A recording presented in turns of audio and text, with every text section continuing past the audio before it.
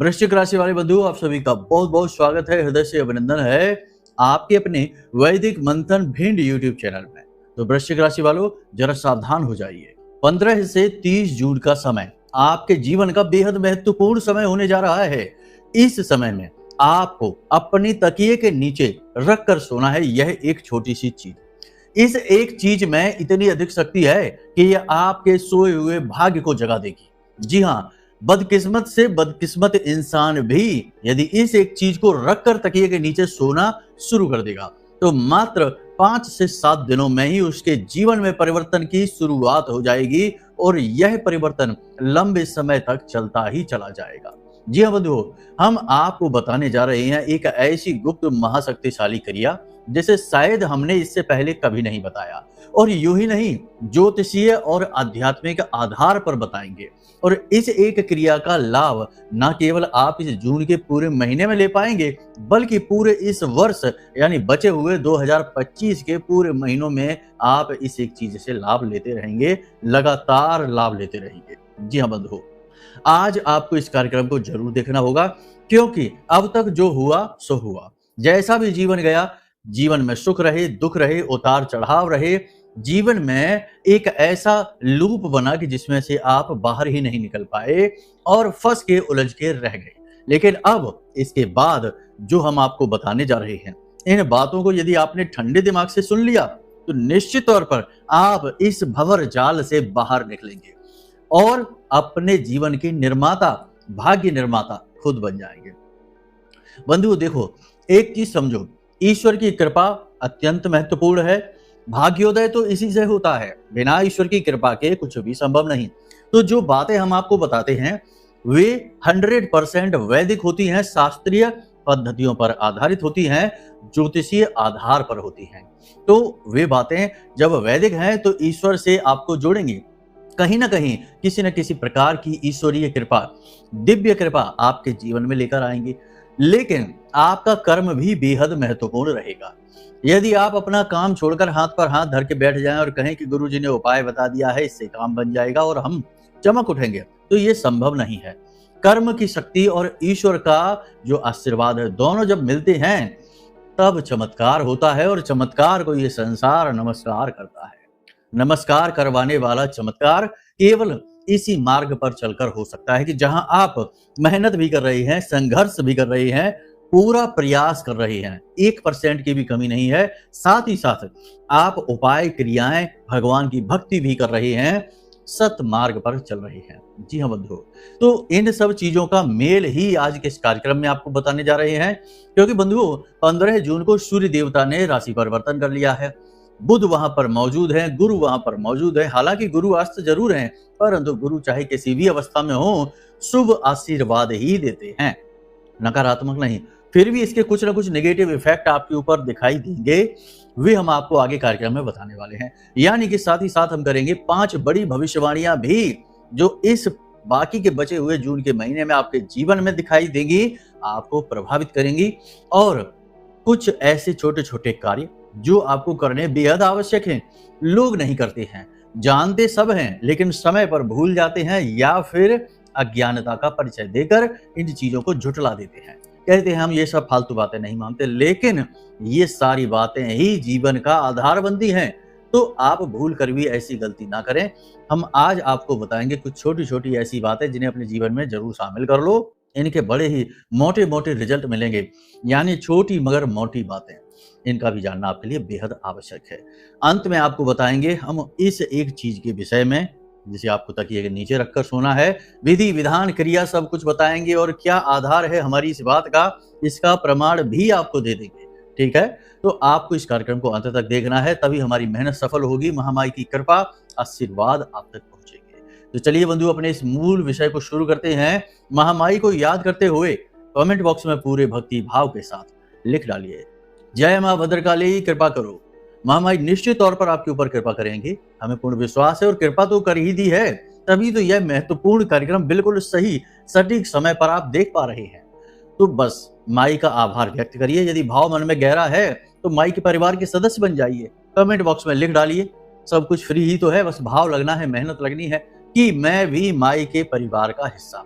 जो भी बातें हम यहाँ पर आपको बता रहे हैं इस कार्यक्रम के माध्यम से, वे बातें सीधे आपके जीवन से जुड़ी हुई हैं, आपकी समस्याओं को जड़ से मिटाने का कार्य करेंगी और इन बातों की पूरी जिम्मेदारी हम लेते हैं। ये कार्यक्रम माई के धाम से प्रसारित हो रहा है। हमारी आध्यात्मिकता, हमारा धर्म हमें इस बात की इजाजत नहीं देता है कि हम कुछ भी गलत कहें, गलत बखान करें। तो जो बातें हम बोलेंगे वो माई का आशीर्वाद लेकर, उनसे अनुमति लेकर ही आपको बोल रहे हैं। इसलिए बिल्कुल बेफिक्र हो जाइए, टेंशन फ्री हो जाइए। यदि आप अपने जीवन में सही हैं, गलत का साथ नहीं दे रहे हैं, चाहे जाने चाहे अनजाने में, तो आपका अब जीवन बदलने वाला है, ये बात निश्चित है। ठीक है, तो चलिए बंधुओं, अब अपने मूल विषय को शुरू करते हैं।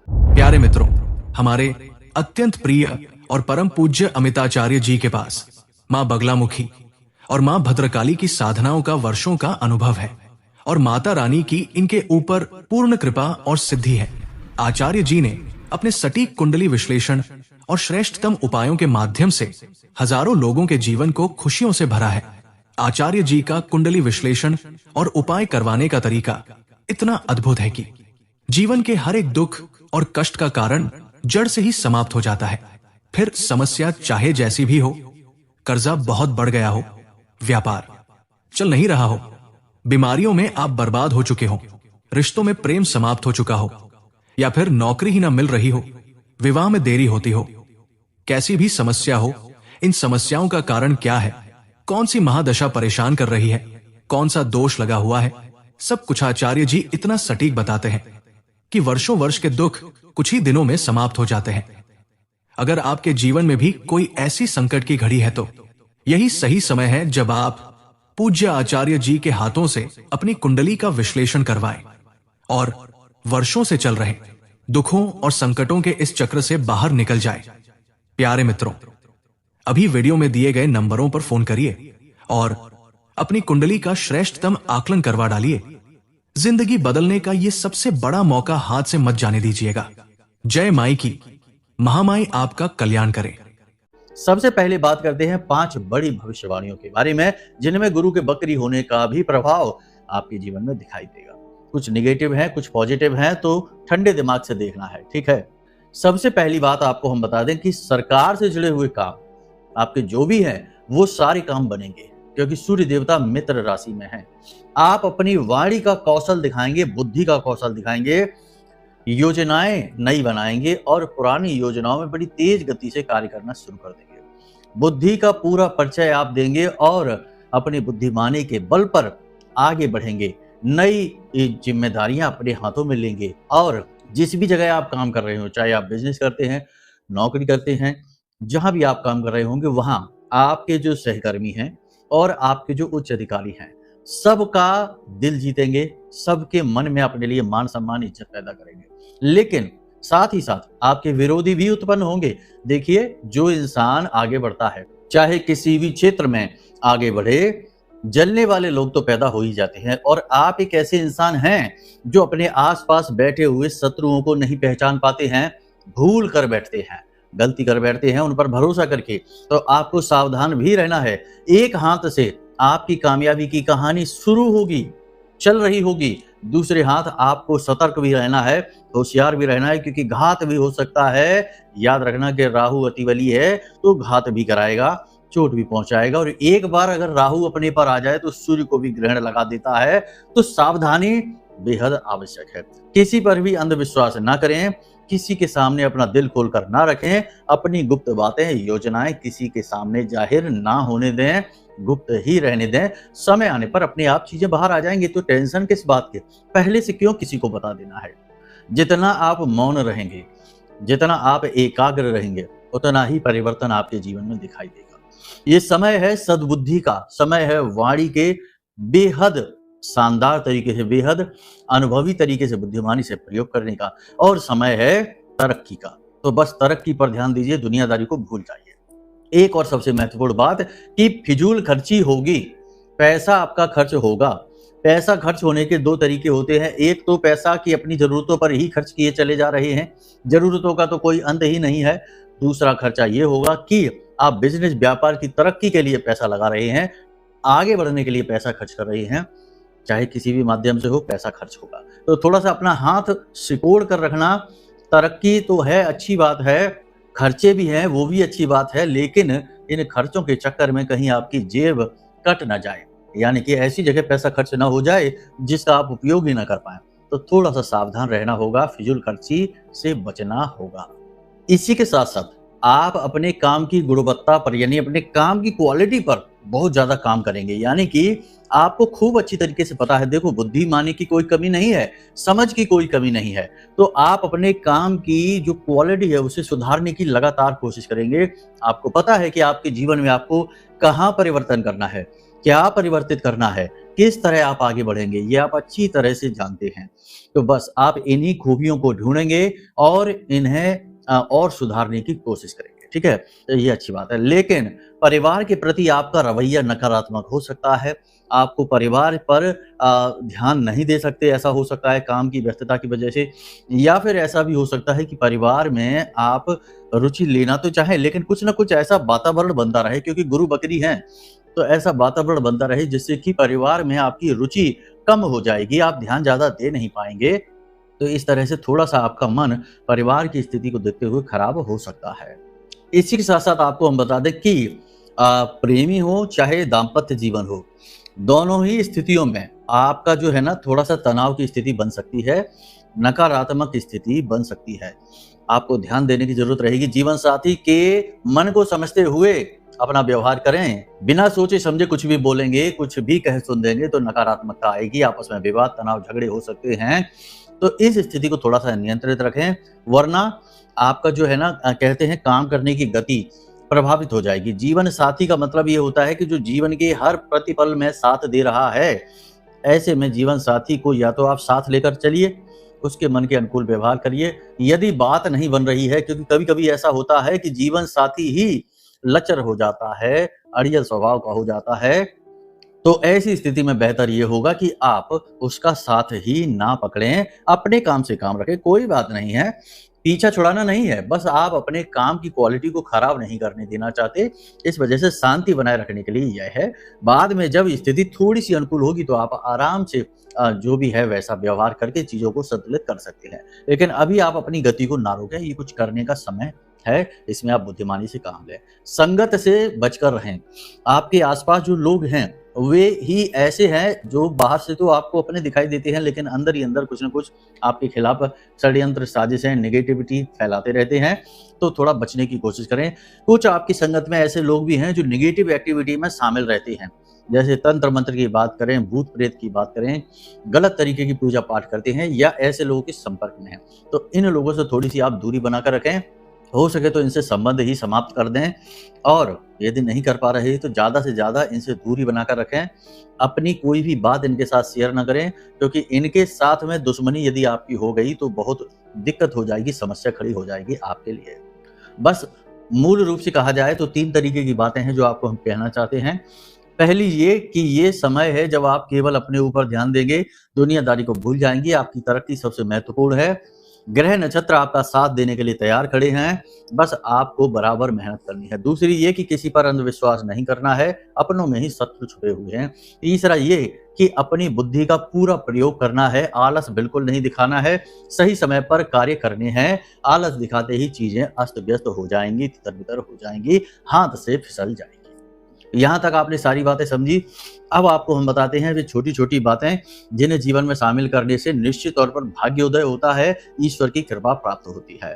तो देखो, सबसे पहला हमने आपको पिछले कई कार्यक्रमों में बताया है, फिर से बता रहे हैं कि दान करना एक बहुत ही महत्वपूर्ण क्रिया है।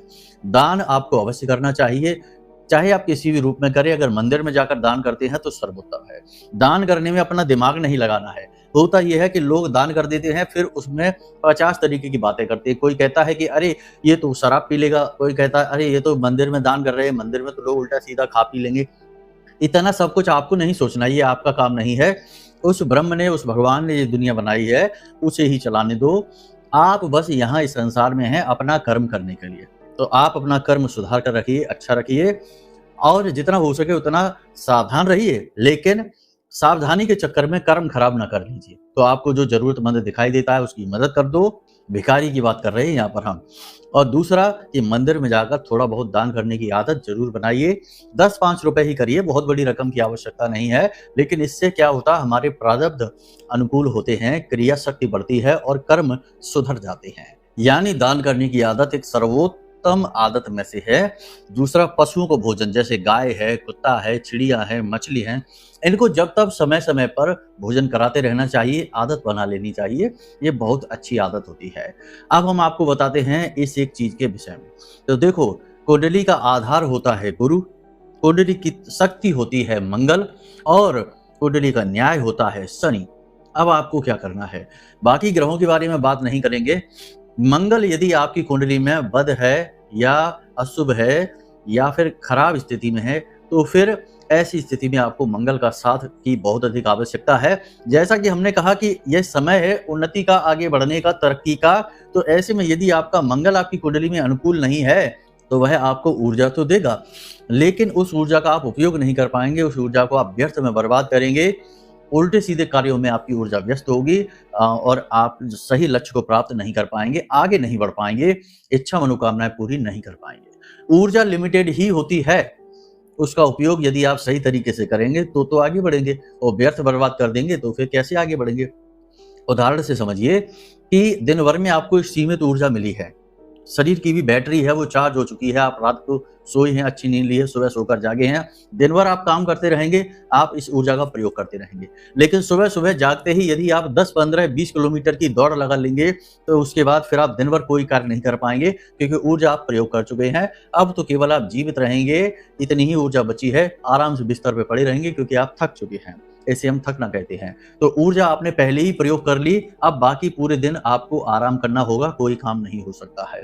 तो ये ऊर्जा का सिद्धांत है, जीवन की ऊर्जा का, दैनिक ऊर्जा का। अपनी ऊर्जा को बचाकर रखो, केवल सही जगह पर प्रयोग करो, यही मूल मंत्र है।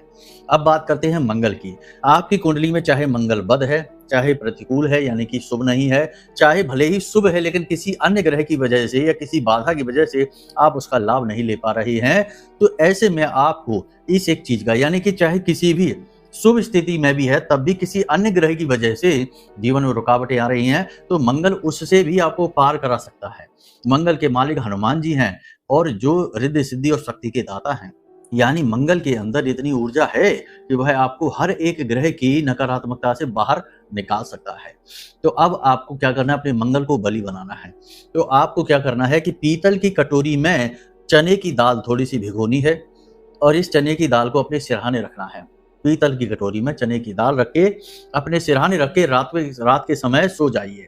रोज सुबह जब आप सोकर जागे तो इसका पानी बाहर फेंक दें, किसी पौधे में डाल दें, क्योंकि शुभ कार्य में इसका प्रयोग कर रहे हैं। और इसमें थोड़ा सा गुड़ मिला लें और इस गुड़ और चने को गाय को जरूर खिला दें। गाय के अंदर सभी ग्रहों का, सभी देवताओं का वास माना जाता है, लेकिन मूल रूप से गाय गुरु का सूचक होती है। ठीक है, अब आपने गाय को ये गुड़ और चने का मिश्रण है ये खिला दिया, साथ में आप एक रोटी भी खिलाएं। ठीक है, इससे आपका शुक्र, आपका गुरु और आपका मंगल तीनों ही पूर्ण रूप से अनुकूल हो जाएंगे। 2-4 दिन में ही इस क्रिया का फर्क आपको दिखाई देना शुरू हो जाएगा। ये क्रिया बहुत ही शक्तिशाली है, देखने में छोटी जान पड़ती है, लेकिन इसका प्रयोग करने वाले इसका प्रमाणीकरण आपको देंगे। आप खुद भी इसका प्रयोग करके देखिए। ठीक है, अब इसी के साथ साथ एक छोटा सा कार्य आप और करिए कि अपनी निगेटिविटी को जरूर हटाइए। जिस जल से आप स्नान करते हैं उसमें थोड़ी सी तुलसी मैया की जड़ की मिट्टी, थोड़ी सी, एक चुटकी से भी कम, थोड़ी सी हल्दी और थोड़ा सा समुद्री नमक अवश्य मिला दे। ये 3 चीजें मिलाकर स्नान करेंगे, निगेटिविटी हट जाएगी। और जब भी आप घर से बाहर निकले तो 2-4 काली मिर्च के दाने घर की दहलीज पर डालें और उसे अपने दाहिने पैर से मसल कर और फिर घर से बाहर निकल जाइए। आपकी जीत ही जीत होगी। ठीक है, इन कार्यों को आप करिए, आपकी उन्नति अवश्य होगी। आने वाला समय आपका शुभ होगा। अगले कार्यक्रम में बात करेंगे कि शनि को, यानी जीवन भर का बुरा से बुरा शनि, आजीवन जो बुरा परिणाम देता रहा, उस शनि को भी अनुकूल बनाने का श्रेष्ठ उपाय बताएंगे।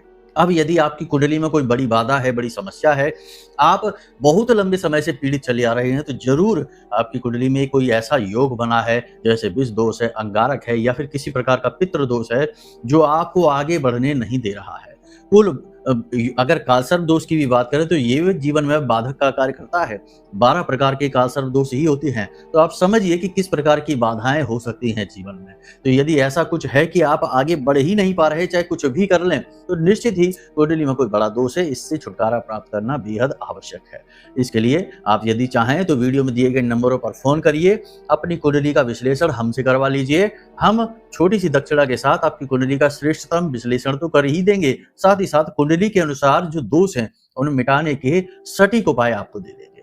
फिर आप उपाय करेंगे तो जब रोग ही मिट गया तो क्यों नहीं तरक्की होगी, क्यों नहीं जीवन में उन्नति होगी। तो बस अगर आप चाहें तो ऐसा कर सकते हैं। बाकी महामाई की कृपा और आशीर्वाद तो आपको प्राप्त हो ही रहा है। आपने कार्यक्रम अंत तक देखा है।